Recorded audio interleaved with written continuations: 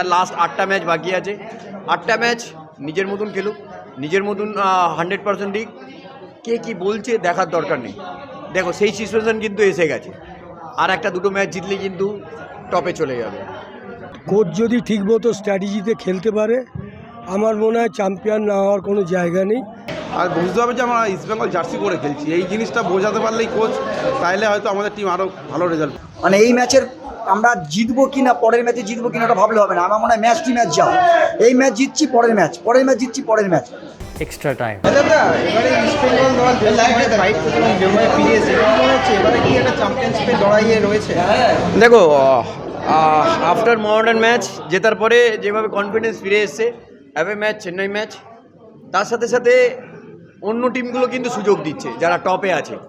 আগের দিন মুম্বাই ড্র করেছে, বেঙ্গালুরু হেরেছে 2 গোলে। এই যে অন্য টিম সুযোগ দেওয়া, আর এই যে সুযোগটা, যদি এই সুযোগটাই আমার মনে হয় নিতে হবে।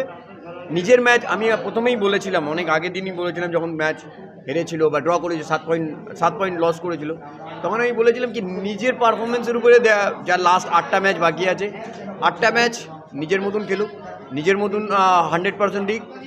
কে কী বলছে দেখার দরকার নেই। দেখো সেই সিচুয়েশন কিন্তু এসে গেছে।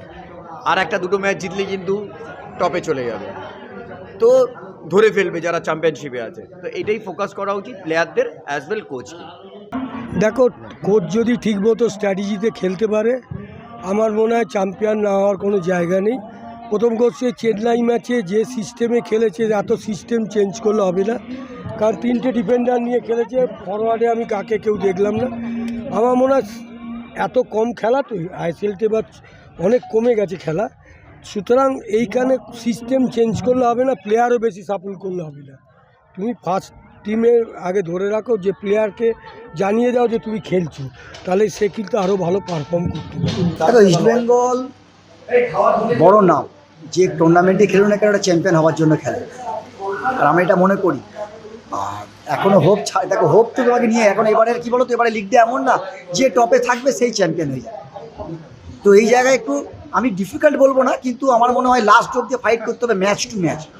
মানে এই ম্যাচের আমরা জিতবো কি না, পরের ম্যাচে জিতবো কি না ওটা ভাবলে হবে না। আমার মনে হয় ম্যাচ টু ম্যাচ যাও, এই ম্যাচ জিতছি পরের ম্যাচ, পরের ম্যাচ জিতছি পরের ম্যাচ। এইটা কিন্তু আনতে হবে, আর প্লেয়ারদের কিন্তু এই তাগিদটা থাকতে হবে। এটা শুধু আমরা এক্স প্লেয়াররা বললাম, টিভির সামনে বললে হবে না। এখানে পুরো প্লেয়ার যারা আছে ওখানে, যারা কলকাতার প্লেয়ার আছে যারা, তাদেরও একটু আমার মনে হয় যারা দীর্ঘদিন ধরে ইস্টবেঙ্গল ক্লাবে খেলছে, তাদের মনে হয় এখানে একটু দায়িত্ব একটা নিতে হবে, যে প্রত্যেকটা ম্যাচ আমরা যাবো জিতবো। পরের ম্যাচ বেঙ্গালুরুর সঙ্গে যেরকম কালকে, আমার মনে হয় এই ম্যাচটা আমাদের অল আউট যেতে হবে। এটা বুঝে নিতে হবে, এটা ফাইনাল ম্যাচ। কারণ আমরা যদি জিততে পারি তাহলে নেক্সট ম্যাচ আবার টার্গেট, এটাই কিন্তু করতে হবে, নাহলে কোনো বাঁচার কোনো জায়গা নেই। দেখো এবছর তো চ্যাম্পিয়ন হতেই হবে, নইলে ইস্টবেঙ্গলের যা অবস্থা গত কয়েক বছর যা টিম করেছে ক্লাব, ধরো কর্মকর্তারা, তাদের চ্যাম্পিয়ন হওয়ার টিম করেছে এ বছরটা। প্রথমে হয়তো একটু দুটো ম্যাচ জেতার পর আবার এসে একটু গলদ এসেছিল, কিন্তু এখন আবার ঠিকই জায়গায় এসছে। লাস্ট অ্যাওয়ে ম্যাচ জিতেছে, এটা একটা বাড়তি কনফিডেন্স যে অ্যাওয়ে ম্যাচ জিতে এসছে। এই জন্য এই প্লেয়ারদের এই কনফিডেন্সটা তো রাখলে অবশ্যই জিতবে। আর বুঝতে হবে যে আমরা ইস্টবেঙ্গল জার্সি পরে খেলছি, এই জিনিসটা বোঝাতে পারলেই কোচ, তাইলে হয়তো আমাদের টিম আরও ভালো রেজাল্ট। Extra time